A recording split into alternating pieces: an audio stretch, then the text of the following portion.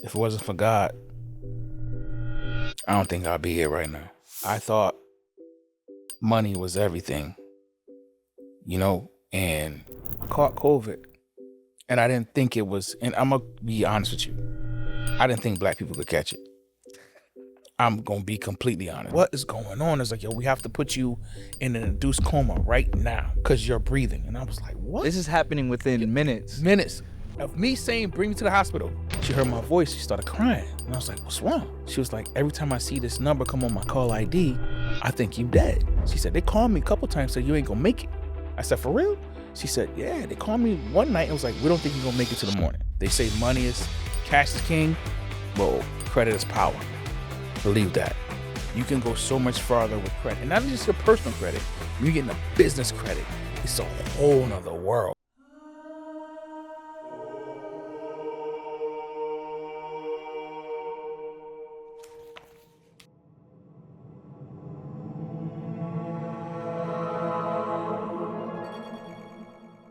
Welcome back to the Counsel of Many Podcast. I'm Isaiah Bermudez, and obviously you guys are here because you guys want real conversations, real experiences, and real testimonies, and that's all meeting here. That's the reason that I've actually, built the podcast. Hopefully you guys are coming in and tuning in from after episode 1. Thank you for tuning in to episode 2. In this one, I'm with a CNC milling operator, and my guest today is Gordon, and he is a Swift lathe machinist, and together we've made parts that end up in the hands of military, the police, and everyday Americans. We've both seen what it feels like to walk into a shop with no idea what any of these machines do or what that industry is, and over the years, turning that inexperience and becoming, an experienced, skilled worker.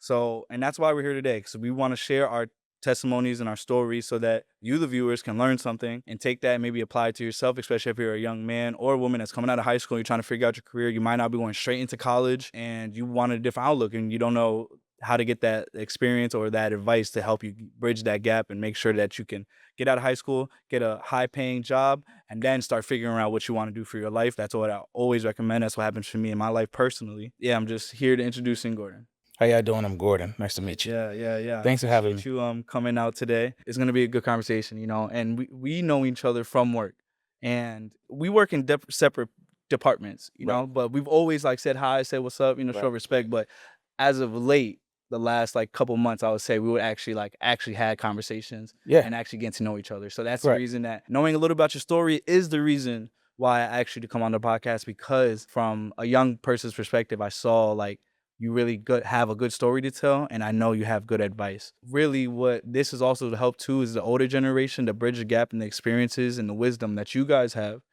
to make sure that it's passed down, and so that the younger generation has it. I'm blessed in my life to meet so many people and be able to talk to people like you and know all these different people. So bring them onto the podcast, and it's called Counsel of Many. And the reason it's called Counsel of Many is as from Solomon's prayer. And so Solomon prayed to God saying, he's the son of David, David and Goliath, that story. Mm-hmm. So Solomon is his son. And as he was a child and he was already anxious and feeling this weight of, I have to follow the footsteps of my father. I ain't slaying giants. I already have this huge kingdom and stuff like that. So because of David's good serving, God came to him in a dream and said, ask anything that you want and I'm going to give it to you. And so in his wisdom, he asked God, I want the knowledge of right and wrong. And that's wisdom. God was very pleased. Because he could have asked for immortality. He could have asked for money, could have asked for kingdoms, literally anything. And he asked for wisdom. And what's funny is that God said to him in the dream, said, I'm very pleased that you asked this. And because of this, I'm going to give you all the other stuff as well. And then in order to fulfill that promise to him, he sent him people, his council, like a council of elders, so that they can spread the wisdom that they had onto him. And that's how Solomon in the book, that's how he became the wisest and most powerful king in that story in the Bible. So that's something that, I read and I was like, oh my gosh, that's something that, I like. And that's something I feel like I didn't have a father figure in my life. And so growing up, I've always been drawn to older men because that was something that knowledge and that wisdom my mom can't give me. That's the reason I talk to a lot of people and businesses and entrepreneurs. And that's why I'm asking them to come on the pod. So I appreciate you taking your time. I know this is last minute thing and everything like that. And So how do you feel about just that? Did you ever hear about Solomon? Here and there, I heard more about David and Goliath. Mm. You know what I mean? Because that's just the stories you heard. Right, you right, know? right. So that's pretty much it, being completely honest with you. I appreciate you, and I'm gonna guide the rest of this podcast. You know, as always, as you guys saw from last one, we start with prayer. I'm gonna start it off, so we're just gonna bow our heads.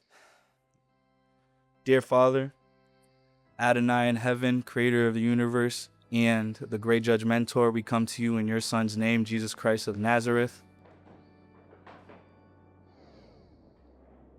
What is this guy doing? That's the devil. That's the devil trying to stop us.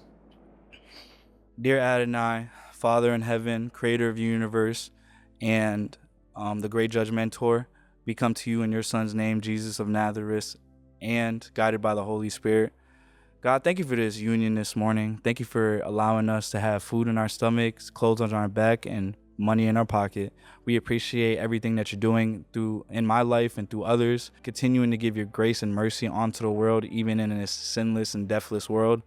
I appreciate you bringing Gordon here, and my friend Aaron behind the camera helping us, an operator, and just thank you for all the skills and abilities that you blessed us with to be able to sit here together and impart wisdom, not only between ourselves as brothers, but also to anyone that's viewing. God, just we ask that you give us protection and blessings as we travel, as we go about the days, and to give us mercy, for we are all sinners, and we know through you we could get repentance and be able to be wiped clean of that sin, and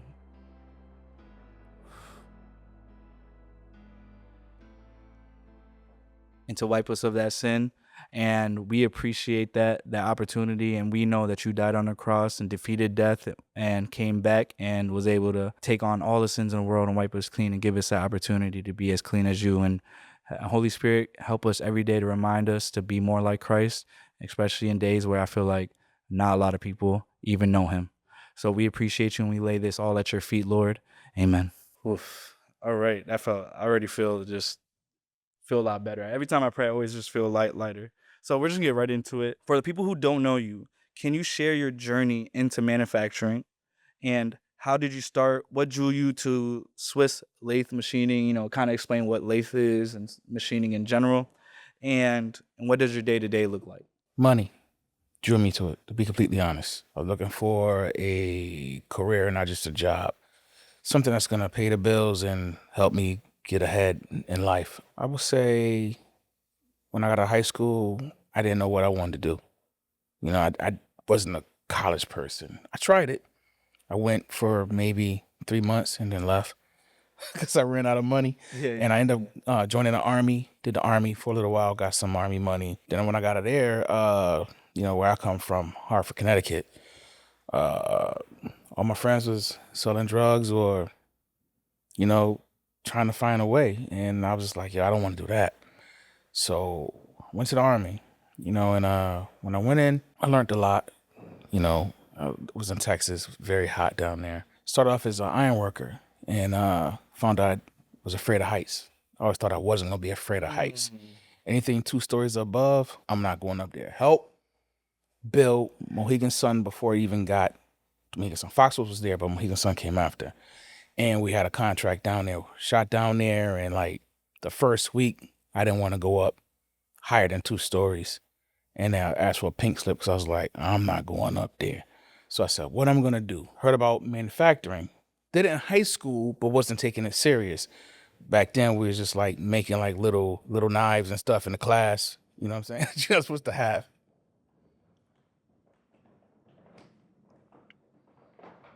I believe you. It's echoing too. That's what's making it loud. Yeah. Who knew fast forward later that I would be in the industry to cut metal? Because we learned it in high school, but I never took it serious. I just did it to have a elective to take. Then, I went to school. Actually, I didn't even finish school. This is going to sound weird, but they actually changed their curriculum because of me. Not saying I was the first, but I was the first to do it at Untill and Enfield Community College. I went there, actually. You did? Okay, so check it out. When you went for the manufacturing thing, I learned CNC. They taught you CNC first, the first quarter, and then the second quarter, they teach you the other part. I learned CNC so good that I started applying for jobs after the first semester, and I got a job. And then I was like, yo, I'm out. And they was like, what do you mean? I was like, I need a job. So I quit school, went there, learned everything I'm supposed to do, got real good at it. Now, I was there for maybe 2 years. Then I saw a job for and it said you have a 5 years experience. So I was like, I'm going to go for it anyway. Went for it, got the interview. Once I get in front of you, I got the job. There ain't nothing going to stop me doing that. So got in there. He told me measure this, measure that, got hired. They never asked for my certificate if I finished. So once I got in there, I knew how to basically do milling. I learned lathe as you know what I mean? I didn't know nothing about it. Learned that. We want to get into real estate. I got into real estate and then end up early retiring, what I call it early retiring in 2019. Left 5 years, started a trucking business. End up in whenever Biden got in, everything went upside down. I was not low, but I was a small business. So I had to actually sell all my trucks. And then I went back because it started getting expensive out here. And that's when I met you. And I was hired for the Swiss department. Know nothing about Swiss because Swiss is actually lathe and milling together. Yeah. So I had to learn that. I picked it up real fast. And then I met you in the other department, just walking by all the time. And every time I saw you, I don't know if you remember this, but you'd be like, what's up, Pa? Or whatever you say, something like that. And I was like, because I love rap music, and Nas is my favorite rapper. He's from Queens, and all the Queens brothers say Don or Pa. So I was like, yo, you from New York? Remember I asked you, like, you from New York? He was like, nah, so why you be saying Pa? He was like, oh, I just, whatever. And I was like, that's some Queensbridge stuff. So, and that's how we clicked. And then from there, we started talking, and we got into God, and, I told you my story about the COVID situation, and, we went from there. For me, my own story was, I came out of high school. I did very good in high school. I went to Putnam. I was like 4.0 GPA all 4 years. I was class president all 4 years. And when I graduated, I actually got a full scholarship to Springfield College. I was going to be a doctor, and I was in biology, a pre-med. And so when I went my first year, I was dibbling and dabbling with both living in Springfield and trying to stay on campus. And so that was my downfall eventually, because I tried to keep my old habits and stuff like that while also trying to be in college and study more and this and that, and it wasn't working. So I was trying to stay. I was half in and half out. And in the Bible, it says you can't serve two masters, right? You end up serving one but despising the other at some point. And so that's what was kind of happening to me, and I ended up dropping out, losing my scholarship and everything like that. And once that came out, I had to readjust my whole life. When I was in Putnam, I got my CNA certificate. So I was a CNA for a year and a half. And that in itself was its own experience. But seeing someone's grandmother die in your arms and to give the last words of that on earth to you, it woke me up, because I'm like, oh my gosh, so many people die with these regrets and not being able to do stuff. And they literally, and had to retell someone's last words to their son in the morning when their son comes in. And then consoling a grown man about the last words that, with his mother, and that woke me up so fast. And then from there, my boy invited me. He was like, yo, I know you even like the CNA stuff, and I didn't. And it was taking a toll. I was about there for a year and a half, and he invited me into aerospace, and I was a part-time washer cleaner. And from there, I was just on time working. I liked the whole industry way better. That's how I started. I was just taking aerospace plane parts and just washing them, cleaning them so that they get me inspected, blasted, all the stuff that we do now. And that's how I started. But I was just on time. I also made sure all the managers knew my name, shook their hands, about, hey, good morning. Is there anything I can do for you? Whatever. If you need me to do extra, you need me to do overtime, I was on it.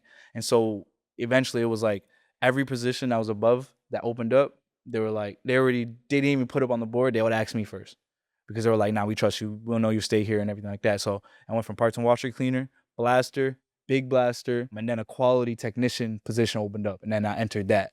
And then I was a quality technician. I was making $28.50 in 2016, and I was just blowing money. I was just a stupid guy, a young, ignorant man when I was younger. So I didn't save no money. I was just blowing it. This is before COVID. Then when COVID hit, I resigned, or not resigned, but, the furloughing, and then you got laid off, whatever, blah, blah.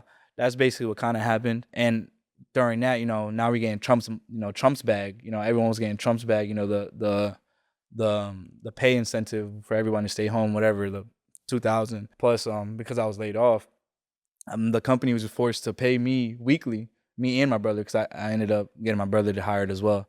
And from there, I went to Azentuck, during COVID.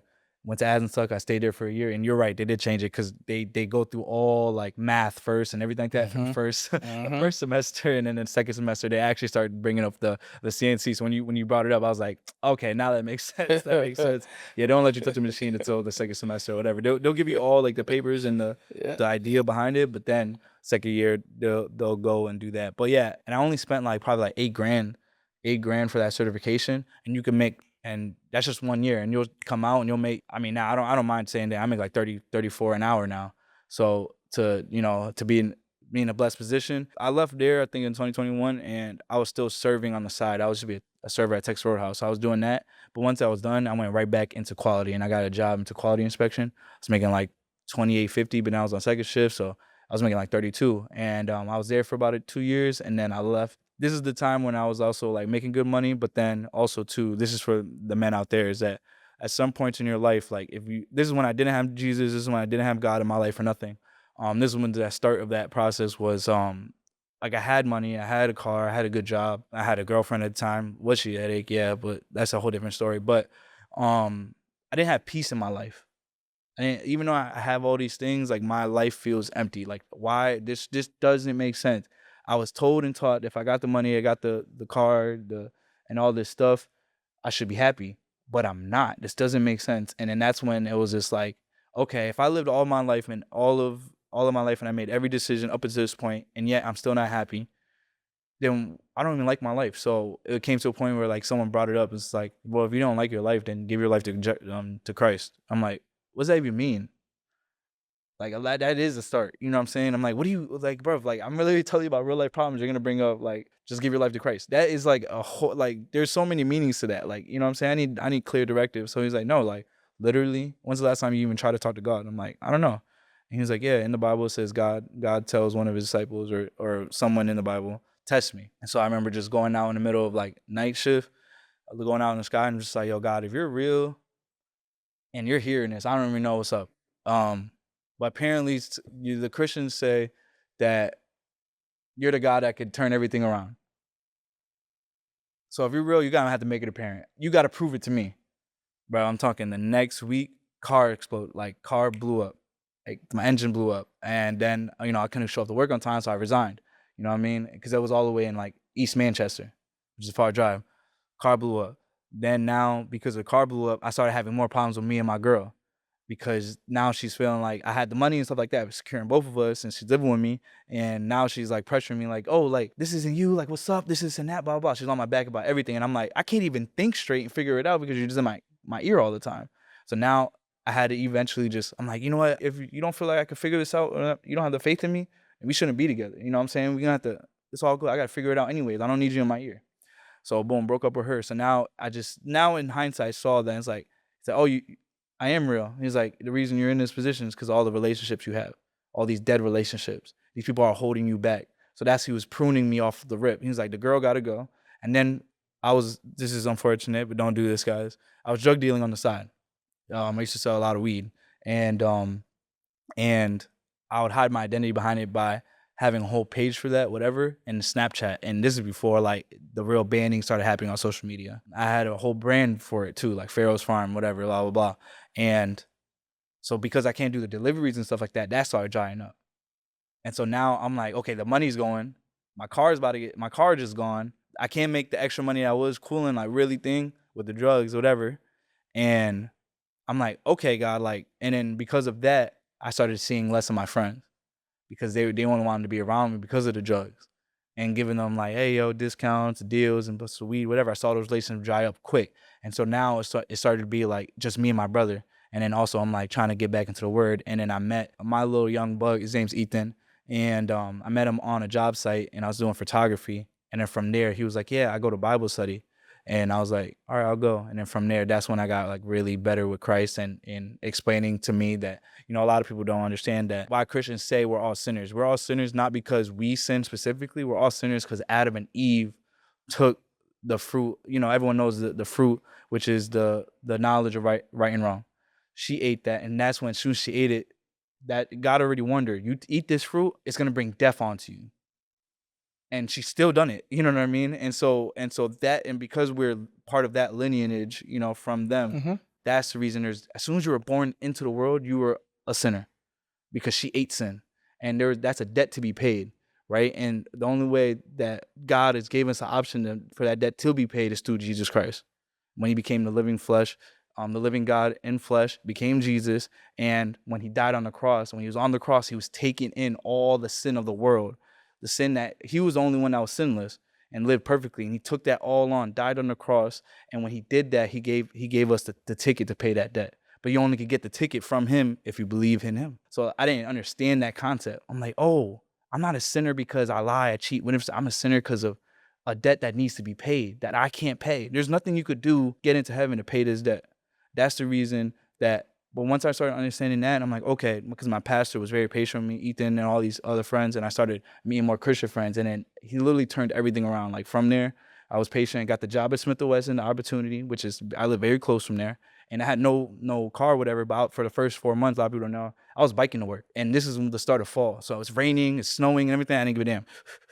3 months, hard work, faith, you know what I'm saying? I was like, you know, I'm gonna start saving money, and then my brother was able to put up money with him. He got a car and was able to take me to work. Now from there, saved up to more money, got my own car, and that's where we're coming up today. And the whole time though, I'm still doing videography and photography and still doing that. But yeah, hearing your story is like so similar, like in just going to college, attempting it, dropping out, going in the industry, you know, learning from the bottom up and just applying yourself. And so that's something that, you know, I applaud you to, you know, that's like literally, even though we're in different generations, we literally kind of experience that same timeline. So that is encouraging for anyone that's watching, that you could do the same.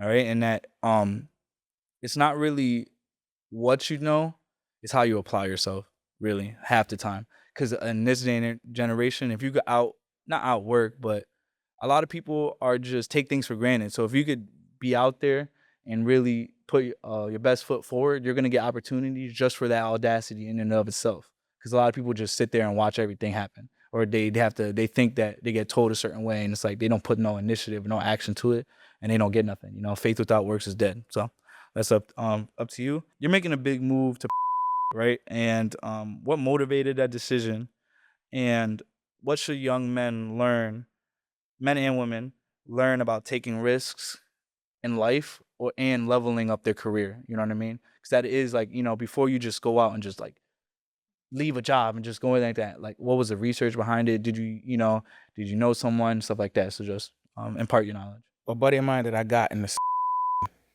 actually paid me back, got me in there. Went there for more money, of course, and first shift. I'm going to first shift. You know, at you gotta bid on jobs and stuff like that. What I was told that kind of got me upset is my seniority counted when I came back, because I came back. But I left for about 5-6 years. Came back, they told me they're going to take that in consideration. So I'm thinking I still got 10, 12 years under my belt, plus the time I've been in. But they hired someone over me through the bid that was on nights longer than me. And I was like, you know what? I'm out. That was just a sign of get up, get out, not get too comfortable with staying there, because I kind of got comfortable being there, I'll be honest with you. And I was like, you know what? I know I could do better. I left before, I could leave again. But I did my own business that time. But this time, I'm like, all right, take it back a little bit. When I left, I made good money, but I didn't have no medical. Medical was all on you. When I caught COVID, I got left with a big bill that had to get paid. Thank God I had the money. But when you start your own business, if you got no medical, you're hit. And as you know, as you get older, medical gets expensive. You got all the money in the world, but if you got no type of benefits or whatever like that, or something to fall back on, you know, you retire, say 65. What if you live to 90? That's 25 years. You gotta have some type of money to fall back on. As you get older, you go more to the hospital. You get sicker. You're not strong as you used to be. So you have to have some type of medical benefits, something to hold you over for those years that you're not working no more. That part of it. Far as jumping out the window and leaving, mainly, honestly, money. I gave myself a $15 raise just by leaving. You know what I'm saying? So $15 more, which I probably would have never got No, yeah, And for no sure. disrespect to the company, because that was my foundation to get me going in life to where I need to go. Right. So money, first shift, the benefits are great, and just something new. And being that I'm in my 50s, it's kind of hard to jump for something at this age to start over. Mm-hmm. But this is my first time starting over. Right. I'd rather start over fresh and then, make my own way, because that's just what I do. That's what I've always been doing. With all these, with any job or anything like that, when you start there, if you really want a big pay raise to get to that next level, you're gonna have to leave and be in the same industry within 2 years. After that first raise, after the second one, the inflation's gonna start being past what you're getting raised on the thing. So only way to stay above inflation, stay above the drowning waters, is you're gonna have to just start applying. Don't just leave your job and then just go and apply to, in the same industry, whatever. Make sure you secure those interviews and secure those and get the offer letter first before you just end up just quitting a job and then start looking for, don't do that. Always make sure your job is secure, you have the experience under your belt and everything like that. And then when you go and start applying, like, oh, you currently work here, why are you trying to switch? And be like, hey, I think it's a new season for me. I'm trying to just experience a different life. You don't have to explain why you're leaving. You know what I'm saying? Don't ever badmouth a company when you go apply to a new company. Never, because the company will look at you like you're gonna do the same to me. So never do that. Just say the season's over for that time. I don't think I'm supposed to be there. I think I'm supposed to be looking onto new pastures and new greenery. And I think this company is where I'm supposed to be at. Boom, simple and plain. And you're not bad mouth when you're talking about anything. And also, because of you and hearing everything stuff like that, I want to get back into aerospace. I started getting, and you know me, and my skin's super sensitive. CNC is a great position because of most of my work experience though in aerospace is quality inspection, not CNC, right? And so I've been in CNC for 2 years, but I already just noticed from like the first 6 months, the coolant and the oil, I'm super sensitive, and I get like hives and skin rashes and stuff like that. That doesn't happen to everybody, but I literally see people will not wear nothing or no protective clothing or anything like that, and then nothing happens to them. They just take showers and stuff like that. But for me, even if I leave work and I just take a shower and stuff like that, I still suffer from that. And so I already know this is and plus, I only took the Smith & Wesson job. It was the only job that was willing to hire me, and it was close. And I had no car. Like, no one had a car. I couldn't get a ride and everything like that. So it was a blessing for what it was at that time. But I know coming into next year, I'm not about to stay there. And plus, it feels like every year that ever since I started, it feels like every year something's getting slashed. Something is getting is less for the employees. The seniority thing is bullcrap as well. Like, how can a janitor that's 10 years, been there for 10 years, outbid me for a job in CNC? He's not specialized skill. I already have experience in there, and he's gonna outbid me. Yeah, that's aggravating for anybody. So I would that's something that I already saw, and I was like, this is good for what it is right now, but aerospace is a lot more job secure. And plus, with Trump saying that he's gonna put $1 billion into that industry, that means that they are gonna have the money to bless their employees more. And to put incentives out there and, pay for overtime and stuff like that. So that's the reason I started applying to quality inspection. I'm already, I got some interviews lined up and stuff like that. So hopefully I'll be out at CT. Maybe I can visit you sometime later like that. And you were talking about some of the side businesses, right? Even after you got your career set, you got the money, you got some extra money. Can you walk us through into how you got into real estate, some of the wins and losses you experiences, and trucking as well? Because that was another side business you did. Just so the young men and women that are listening can really gain some insight on making sure once they got the job secure, once the bills is paid, once they start getting a little savings, whatever, how can they start looking into building that side hustle or turning that into the main thing, or stuff like that? For me, I always wanted more, and being at a job was cool, but I was like, you know what? I need more. And at some point, I didn't want to work for nobody else. I want to work for myself. So the most important thing about real estate is credit. You don't even need money. Credit is the most important thing. When you start off in real estate, you get 3.5% down, which is first-time home buyers, which is $3,500 every 100,000, 200,000, $7,000 down, whatever. But they got so many programs to help you out now that I don't think they had them as much back then when I started back in 2016, 2010, 2012. I got into it after 2008. They had a market crash, big crash. Everything dropped. Everything was like cheap. So me getting into it the first time, you know, Might happen again. it should. That's what I'm waiting for. Yeah. I'm sorry to say it, but I'm waiting for it to crash again. I got my first 3 family, and I thought it was going to be hard to be a landlord, and it's not. It's not hard. It's not. You went to school with people that's probably plumbers, electricians, or what have you. You could also call around and, you know, go online and Google it, but you pretty went to school with somebody who's in that field. So you hit them up, you get cool with them, and you keep them busy. You know what I'm saying? Give them work. That's how the network start. You help each other out. I got into it at work, and after a while, you know, the second property is like 20% down. You're more of an investor at that point. You're not first time home buying. I use my 401k to buy another house, and I'll pay myself back. That way I'm not taking out from the bank. I used my 401k money, kept my credit good. Before I know it, I had about 3 families and still working at the job. So I was making probably You were night shift at this time.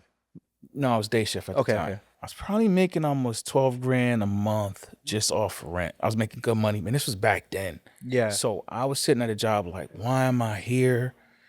And I make triple of what I make working 40, 50 hours a week just by being a landlord.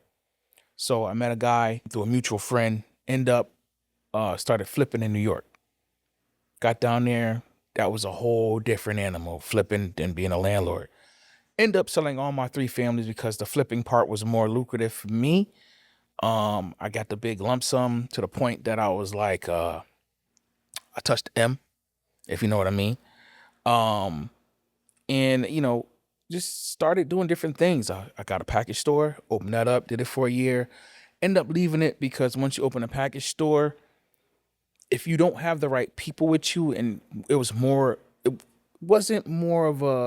cash than card back then. In the neighborhood I was in, which I was in a poor neighborhood, because that's where you get no, I'm not going to say that. In a poor neighborhood, and you get more people come through and buy like, you know, cash. They don't use card as much in those neighborhoods. So you can actually say you didn't make no money that day. Instead of a card, the card is a paper trail. So you can see who you got working there, could tell you, you know, what was what. So I had no one besides my mother that I really trusted. You know what I'm saying? And she'll work during the day and I worked here, the job, and then my days off, I'll close every night no matter what. You know, and even on weekends that I didn't work, I was there. So I kind of was a slave to the store, to the point I was like, I have no more free time. You know, I'm still a landlord. I still got to run over there, do this, run over here, do this. And I still was working at the job. So I was in every direction, but I didn't mind it because I was younger. But as time went, I was like, you know what? This is cool. It's money, but I'm a slave. You know, and I had to be, and then Connecticut is Sundays. And you guys stay open later than we do. We used to closing at 8 o'clock at 9, then it went to 9, then it went to 10. Then we weren't on Sundays. Then they started opening Sundays. So it was like 7 days a week, plus the job, plus real estate. Anything happened at the house, I had to run over there because I was a one-man show. But I didn't fix everything, but I'll call someone, I need you to come fix this, fix that. And they'll come do it, that. And I still had to make sure my tenants was good, you know, and stuff like that, you know. So after a while, I was getting pulled in every angle. And I was just like, you know what? I got to let the store go. So I sold the store. Then I went and got a nightclub. So I opened a nightclub thinking that was going to be better. Yeah. So I was like, I only got to really do a nightclub for What was the name of this nightclub? Chocolate City. So I was like, all I got to do, the nightclub is Wednesday through Saturday and maybe Sundays for brunch. Brunch wasn't big back then. This is 2019. Brunch was big like in Atlanta, Right. Miami. In the South. It wasn't big up here. And then when it started getting big up here, then they had football Sunday. So I was like, all right, cool. Start opening on Sundays. Then it came from Sundays to Monday night for Monday football. Then I was like, oh, now I'm another day. So, you know, you hire people to work with you. But after a while, it's like, once again, it comes to trust issue. Because believe it or not, they're stealing. You know what I mean? At the bar, I had to put these certain pourers on the bottles. Yeah. So it would do exactly an ounce. So when you do a shot, you pour it up, and like a little barbarian will come up and stop it exactly at a shot. So if I see someone go like this and do it again, you're stealing from me. Because now you're over pouring. So when they pour, if they spill it on the counter, because it's going to spill, That's money. That's on the counter. They're wiping up and just pouring in the sink. So you're losing money. Did that for a while. COVID came, and I had to shut down because you couldn't have people inside the place. Yeah. That's when 6 feet was all serious. So annoying, yeah. You can't, and the whole time was just it got too crazy. much. To the point that I was happy that the landlord was like, you know what? We don't know how long it's going to be, and I'm going to let you get out the lease. So I was like, perfect. God bless. So I got out. Yeah. Then I caught COVID. But before I touch that is look into that camera, right? Mm-hmm. And I want you to just, what's like a singular or like one idea and advice for what you just talked about, right? About that you want to give the young men about when you're about to start building like a side business, like you said, a nightclub or the real estate or the trucking, right? What should they know for sure? What should they set up before they even start that? If you're going to get in business, first thing you should do is get an LLC. Go ahead and get it. It's not as hard as you think it is. Connecticut's only $120 for an LLC. Your EIN number's free. Banking business account, you go inside there with those 2 papers, and pretty much $10, $20, you can open a business account. They're going to ask you set up for a credit card right then and there. If you want to, you cool. If not, you don't have to. You could do it in due time. Make sure that I'm going to keep saying this. Your credit is very important. They say cash is king, but credit is power. Believe that. You can go so much farther with credit. And not just your personal credit. When you're getting a business credit, it's a whole nother world. Trust me. Then you get into your Dunn's numbers, Dun and Bradstreet. It's a different credit bureau when you're dealing with business.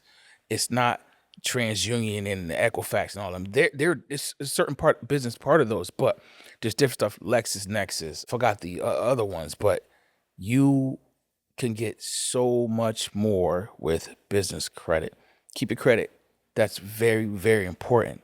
That's more important than money. The money's going to come. All right. That's good. I literally don't have anything to add to that. Like, he just explained it from the jump. So, yeah, now we're going to talk about literally you came up to that COVID point, right? We talked about it a little bit inside in that story.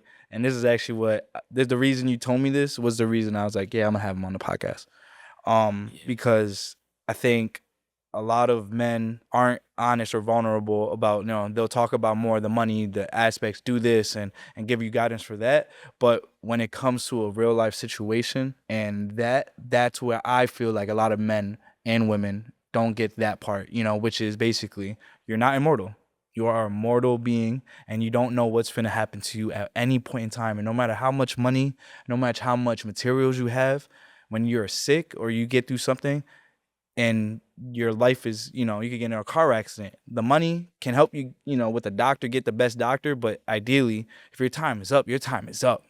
And you could have just spent your whole life chasing the money and this and that and missed out on the important things, which is, finding love with your family, your relationships, building bonds, stuff that you remember and those moments that you're going to have just in life, like, wow, I'm so blessed. You know what I'm saying? I love doing this and stuff like that. Yeah, when you were telling me your story, I would love to hear it. So basically, take us to that moment back and relate us and how close things really got for you and what that recovery process was like in mindset and physically.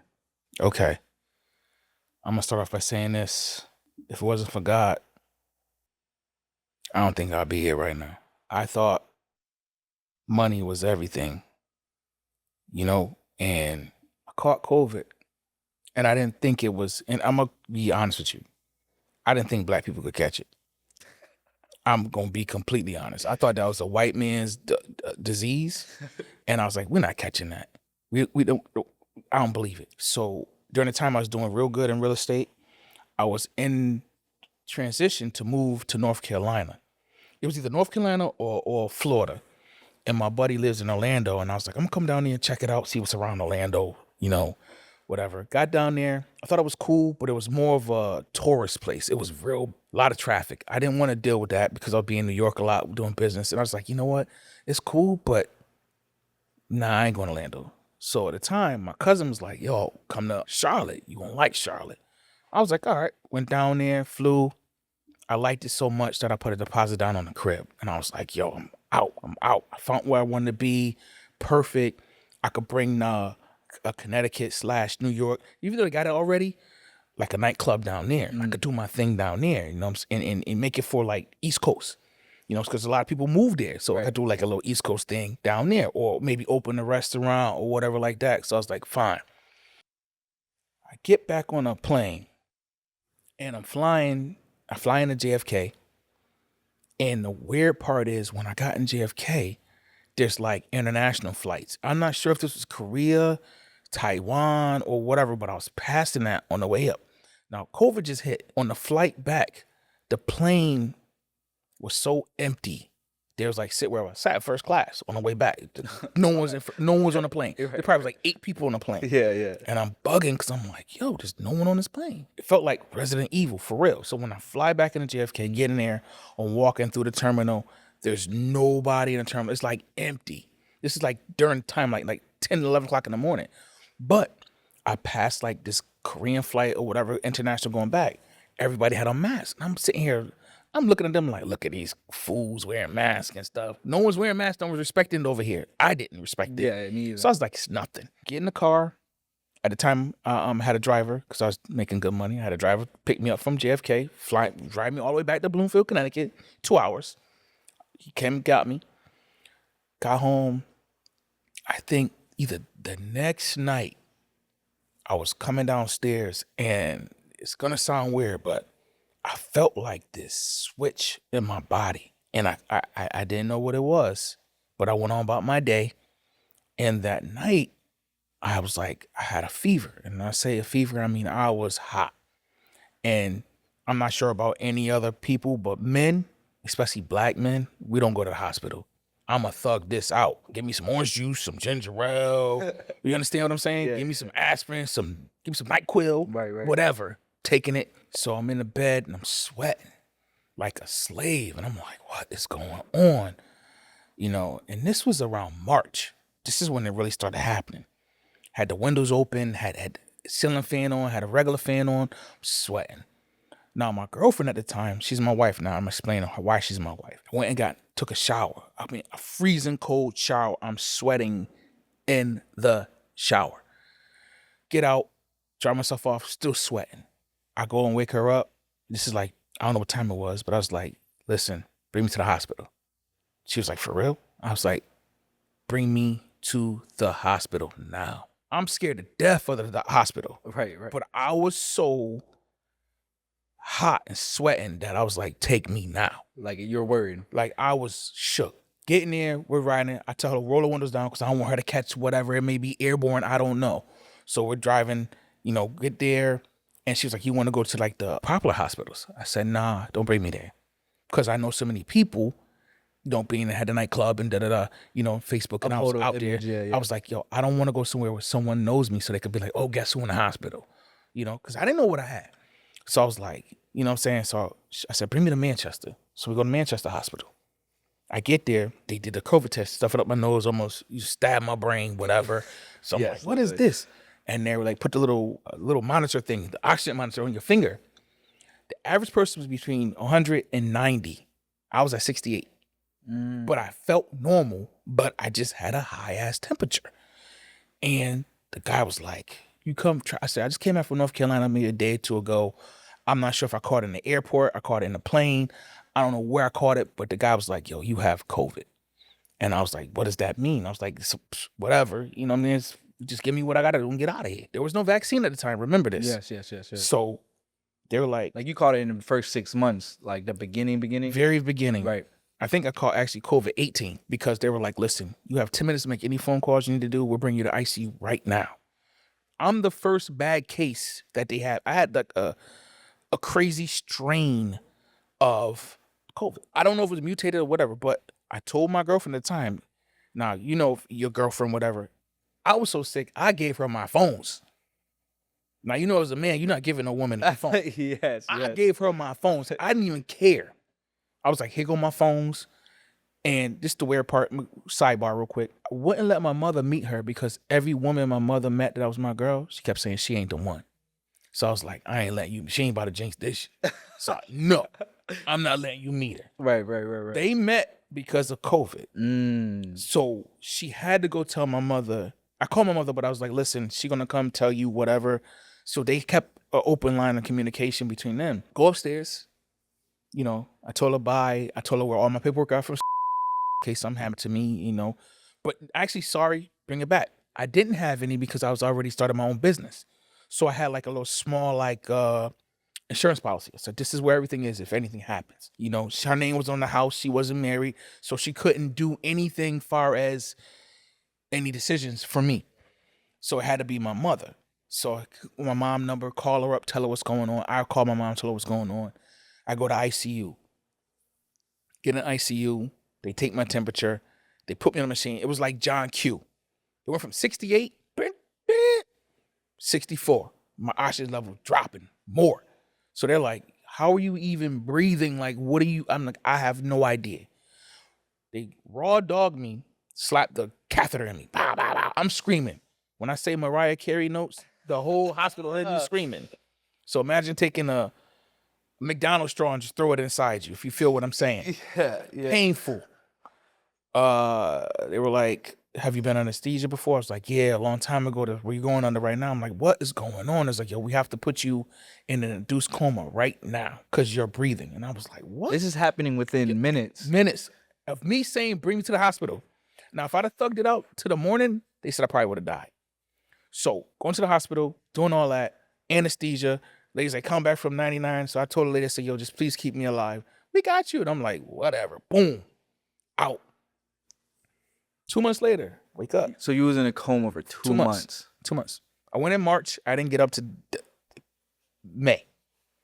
And when I got up, I had a little afro. As you see, I'm bald. A little afro, had a full beard. Woke up and just was like, you know, what's going on? And they were like, well, who's the president of the United States? I remember that. I was like, Trump. You know, and they were like, all right, cool. Well, you remember that, just that, and the third. I'm looking around. I can't really see it. It went away, but I had this big IV in my neck. And I was like, why you put it in my neck? Just in case you wake up or pull it out your arms. At least up here, you're not going to grab for your neck first. So did that. Woke up. They actually had me in the bed with like a plastic cover over me that zipped up. When they came in the room, they had backpack oxygen tanks on with a helmet. I was like looking around like, what the hell? They was like, we don't know what the hell you got. They said, we had to guinea pig you. I got rare blood. I think I'm AB negative or positive. I'm not sure which one was in the Army, but I had to get blood from California sent to me because they just didn't have my blood type. And, you know, they took my x-rays, everything like that. My lungs was filled with fluid. My kidneys is failing. I was this close to going on dialysis, like literally put me on dialysis. Everything was failing in my body. And I don't know why. And then like the next day, it just did a complete reboot. My numbers started coming up, boom, boom, taking everything out, nose thing off me, to the point that I had to just do an inhaler for my lungs because they was still like, they took a beating. So the lungs started coming back. I had to learn how to walk again. I didn't know how to walk. I knew how to walk, but I had to retrain everything. Because your body was my body in the was coma and then like, yes, yeah. laying there. I was on a feeding tube. I called my mother when I woke up and I had to call her from the hospital phone because my cell phones were in half. And I kept calling. She wouldn't pick the phone up. I'm like, what the hell going on? So I called. She finally answered the phone. She heard my voice. She started crying. And I was like, what's wrong? She was like, every time I see this number come on my call ID, I think you dead. I said, what? She said, they called me a couple times, said you ain't gonna make it. I said, for real? She said, yeah, they called me one night and was like, we don't think you're gonna make it to the morning. And I was like, wow, I don't remember this because I was out. So she said, whenever I saw the phone, I was afraid to answer. So she was like, I answered and I heard your voice. And I was like, cool. But at this point, I came fresh out of the waking up. So my mind was like, I had the craziest dreams for those 2 months.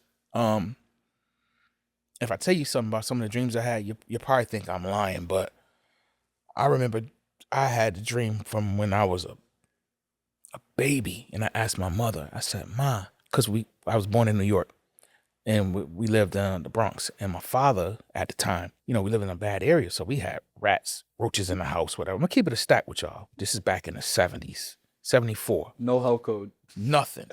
This was back, the Bronx was like a war zone like Iraq. And my father, and I remember this as a baby, y'all.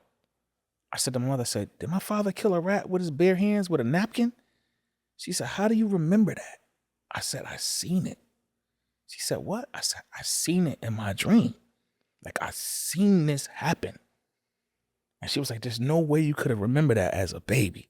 I said, Ma, I remembered it. So she was bugging because she was like, it really happened. So that's something happened in my dream. It feels like when you brought that up, it just sounds like a near-death experience. You know how like they say you relive your life real quick. It gets better. Okay. Because I flipped on my girlfriend at the time because she was living in my house when I was gone.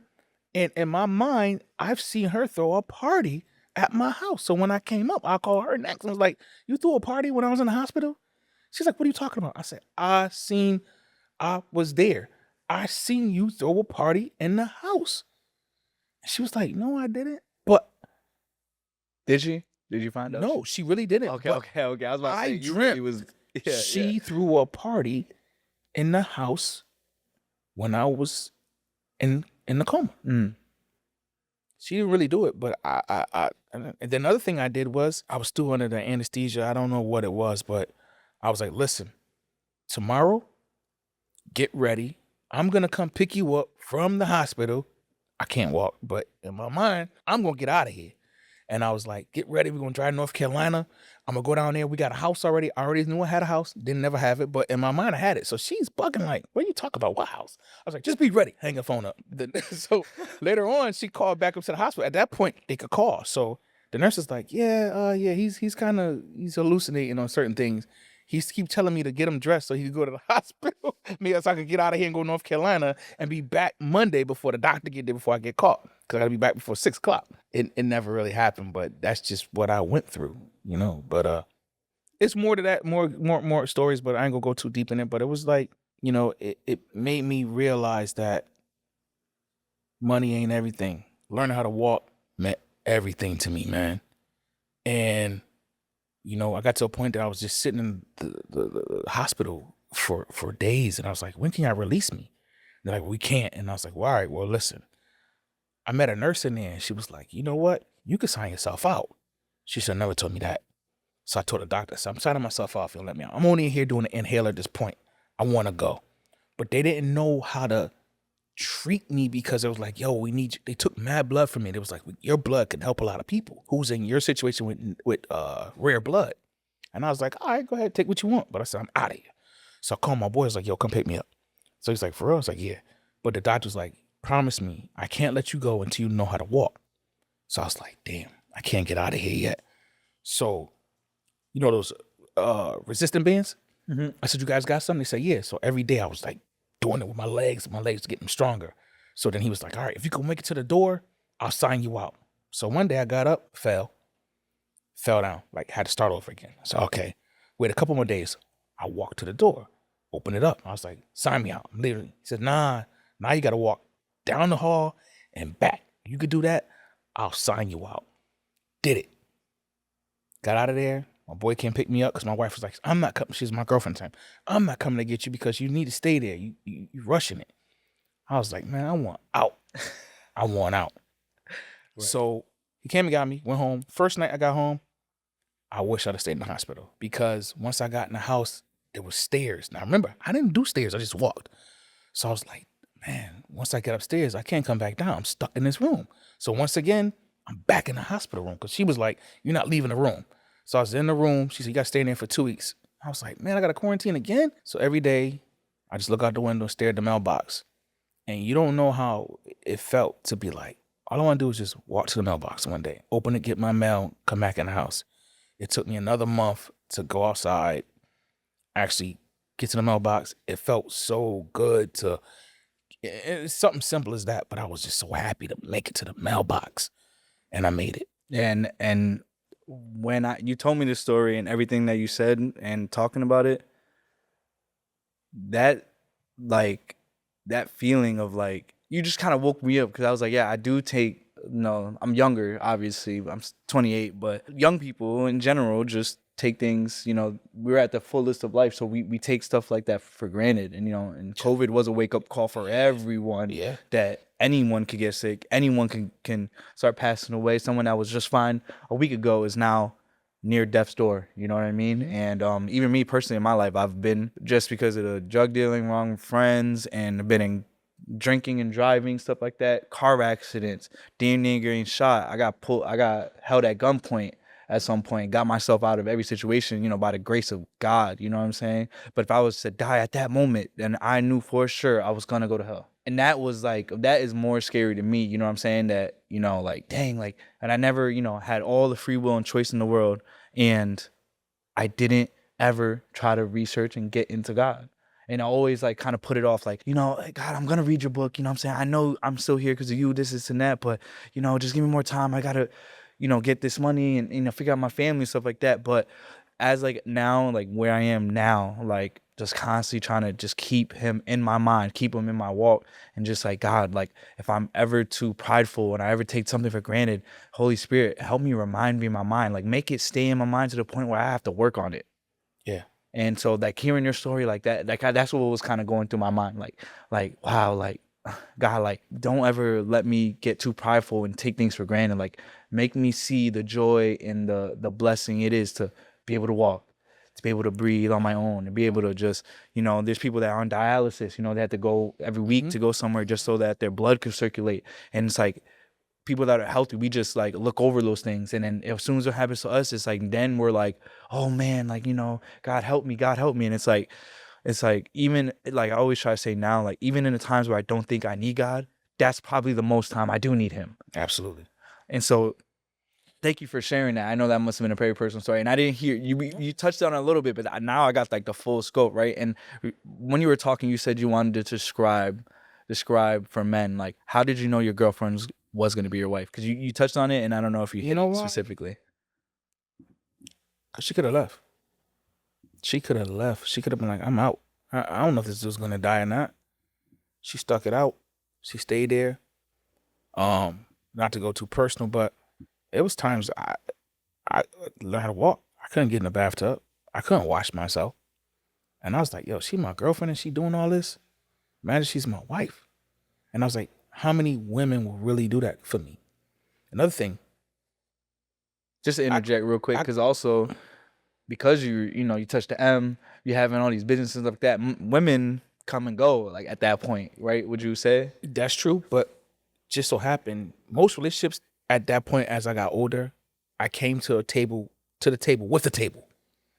She came to the table with a table. She had her stuff together. She had good credit. You know, she had stuff that most women don't got. They just come with a pretty face and a fat, you know what I'm talking about. And they think it's all about that. It's not. As you get older, that don't matter. You may think so now because you're young. Oh, I gotta get a bad one, blah, blah, blah. But the bad ones, not all of them, but the majority of them, they're gone. They on to the next person who popping. You know what I'm saying? When you're not popping no more, that woman's still gonna be there for you. And a lot of people don't think like that. You know what I'm saying? And growing up without a father, like I told you before, I never had a man in my life to tell me, yo, this is when you marry a woman. This is how you treat a woman. This is how you know, whatever. My mother could only do what she could do.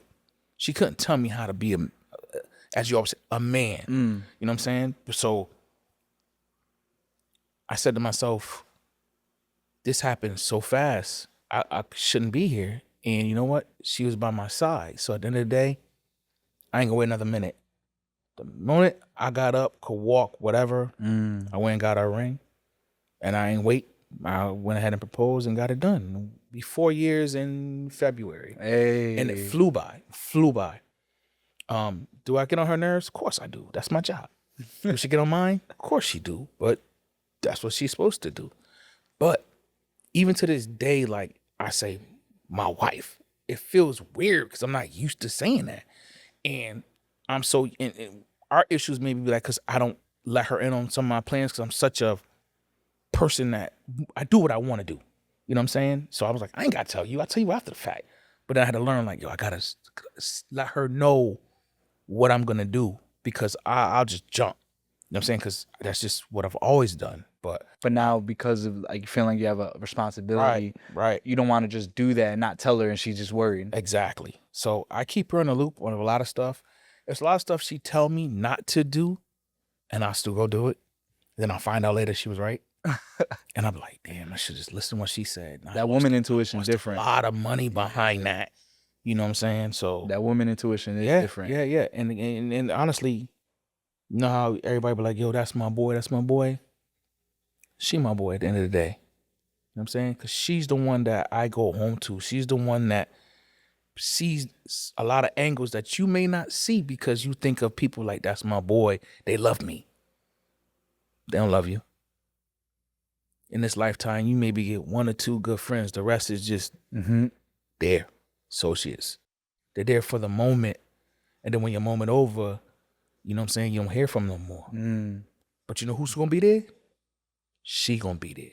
Talking about everything you're doing, you just took a huge reflection on your life and everything like that. I want you to look directly into this camera, to the viewer, and you're going to just, what is one or general piece of advice that you want to talk to and impart on them to keep it in their mind as they move forward through life, you know? Like, as imagine you speaking to yourself with your knowledge that you have today, but speaking to yourself when you're 20. Wow, it's a lot. I would say if I go back 30 years to 20 years old, where do I begin? First thing first, and I'm going to keep saying this, blue in the face. Keep your credit good. Very important in life. Credit's very important. Find you somebody who love you for you, not for what you got. You know what I'm saying? Because when the money's there and the bottles is flowing and all that, everybody love you. Everybody love you. Find you someone who love you without that stuff right there. You know what I'm saying? Don't get into a crowd of people. I've learned when you up, you up. When you're down, your phone get dry. No one calls you no more. You know, you be looking like, damn, what did I do? Find you that true friend, and even that, they might not be a true friend then. Certain situations is gonna make you realize who your friend is. You understand what I'm saying? So just be very mindful and be careful who you call a friend. You understand what I'm saying? So everybody not your friend. And just calling everybody bro. That's my bro. That's my bro. They're not your bros. They're not your bros. They're just there for the moment. Once the moment's up, they're gone. Save your money. Save your money. There's stuff you may think you need that's important to you. It's material. It don't mean nothing at the end of the day. Family is very important, but sometimes family is the devil. So be careful of what you do with certain family members because they all are not good. They're by blood, they're family, but by whatever, they're not family. When you get yourself a person, that's when you start your family. You understand what I'm saying? Don't let your family mess up your family if you can follow what I'm trying to tell you. Be very careful of that. 20-year-old self, definitely fix your credit, save your money, find someone who love you. Try to get into a career that you can get some type of, I know we already got pensions no more, but a good 401k that later on you can fall back on. I got friends right now that are / ex-drug dealers that are in their 40s, 50s trying to get a job now. You got to understand, retirement is 65, 67. You only got 20 years to save up some money. After you retire, what are you going to do after you retire to live off? You can't live off $250 a month. So you got to get yourself in a place that helps you out. Not saying nothing's wrong with going to college, but if you're not going to school to do something that makes real money, don't waste your time. That's a waste of time. Go get yourself a trade. That's there forever. You know what I'm saying? It may switch around too, because back in the day when I came up, a degree was everything. A degree ain't nothing nowadays. Unless you're going to school to be a lawyer, doctor, whatever. If you're going to be an entrepreneur, which money is, there's no ceiling. There's no ceiling of being an entrepreneur. It's limitless. You're going to do it, start early.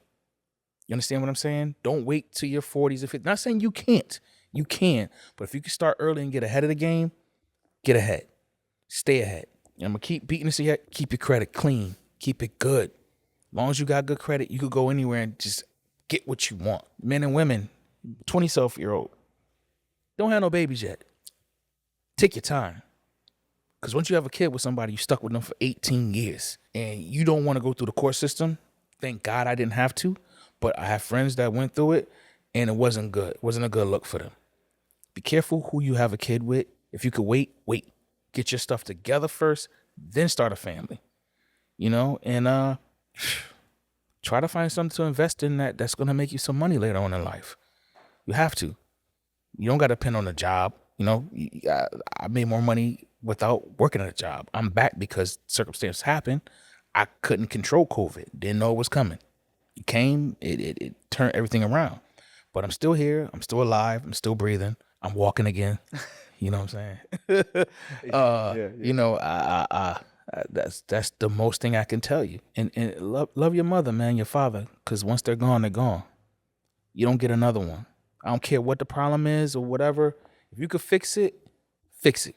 Spend time with your grandparents, because once they're gone, they're gone. You know what I'm saying? If you could fix it, fix it. If you can't, it's understandable. And men and women, if you have trauma in your life as a kid, go talk to somebody about it. Don't wait, because you may take the traumas of when you were a kid and you put it on your kids. You don't want to raise kids up with the same stuff you went through. Go talk to someone. Get that fixed. And it don't got to be, whatever.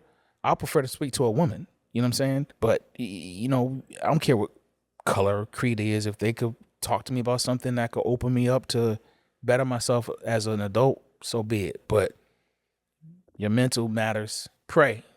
I'll be honest with you. I was not into God until really, I was call his name ever felt like I was going to get in some trouble. God, please help me. God this. But it was never really like genuine until like I got sick, and I didn't realize that I to this day, I was stupid thinking I shouldn't be here, but I made it through what I made it through. Some people didn't make it, and they probably was Christians and worship God and was whatever. Maybe it was their ticket got punched. Mine didn't yet. So get close to God, man. Even if it's just something simple, like just, God, how you doing? I say this not every day. I should do it every day, but every time I think about it, I be like, yo, just keep me on the path you want me to walk. I'm gonna walk the path that you make me walk. And sometimes I don't understand it. Like, I'm here today and I didn't want to come. I told him that earlier. But I came because this is what he wanted me to do. Right. So I'm here. And I'm here for y'all. And that's all I got. Peace. And I'll be closing out, and we'll be closing out with a prayer, but I do want to just add quickly is that in the Bible it says that God knows every single hair on your head. And that every time that you cry in tears or in pain or anything like that, he says he has an angel specifically collecting every tear of every human ever to live. So what I'm trying to point out is how closely you're being watched, not in a bad way, but how relationship-wise he understands your pain, he understands your worries, he understands your heart, and he understands how he's able to fulfill and give you the things that you need to stay purposeful in this life. And so keep that in mind. He sees what you do for others. Oh yeah. And how responsible you are, what you do with your money when he gives you money, or he lets prosperity happen in your life, and he gives more to those that he knows blesses and looks out for others. And I just wanted to give you your props and flowers. Thank you for that amazing story. Thank you for coming on. Problem, Even though you battled even just coming today, and then even in the stuff in the beginning with all this stuff in the background that's happening, which usually never happens. Just to point that out. But I know that's how, like, those are the stuff I've been dealing with behind the scenes. I'm telling you that's how I know the devil don't want none of this to happen. Mm-hmm. He don't want none of these stories being told. He don't want you to connect with Black and brown folks, to give them that aspect of, being grateful, being, coming back to God, even bringing it up and stuff like that, because he knows that if me and you start talking and bring that and we finally post that and everything like that, someone out there that's watching, they just got the information and stuff that it took us years to get to. Years. And we're making sure that they got the information and real life testimony and a real person, and giving them that wisdom ahead of time. And that's the purpose of this podcast. So thank you for viewing and watching. As always, we're gonna close out with prayer. So did you want to take this one, or do you want me to do it again? It's up to you. I'll let you do it. All right. Let's bow our heads. Whew. Adonai in heaven, creator of the universe and the great judgmentor, we come in your son's name, Jesus Christ of Nazareth, and guided by the Holy Spirit. So Lord, all I can say is thank you, thank you, thank you. And we know, even just bringing this happening and everything that's happening around us, we know that this is truly what you want us to do. This is truly what you want men of faith to come together and start talking about these testimonies and these stories and bring on this wisdom onto the world, because in a world where everybody's gatekeeping, we're not. And we know that you want us to build this kingdom, this ministry to help others, whether it's reading the Bible, whether it's getting closer to you, to understanding who you are through your stories, through the other people, how you work through others. And whoever's listening and watching, if you're praying with us, we hope and we all hope and pray that you give us, Lord, and the people viewing protection, food in our belly, and all the things that we need that we sometimes don't even bring up. You know us, Lord. You know what's in our heart. And if there's anything bad in our heart, there's any evil spirits that's haunting us and giving us any mental afflictions, Lord, we know your son's mighty and terrifying name can cast that out of us. And we bring healing, the spirit of healing, divinity. We bring the spirit of focus, the spirit of study onto anyone that's listening. And Lord, if there's anything I'm missing, you know, as a good Heavenly Father in heaven, that you know what we need. And I know we have faith that you'll bring that to us. And Lord, if we ever fall off the path, may the Holy Spirit guide us back onto the path so we can get closer to you and stop. And Lord, I know in my life, in Gordon's life, in Aaron's life, and anyone that's listening, I don't want to be the person that only comes to you when something's bad happened.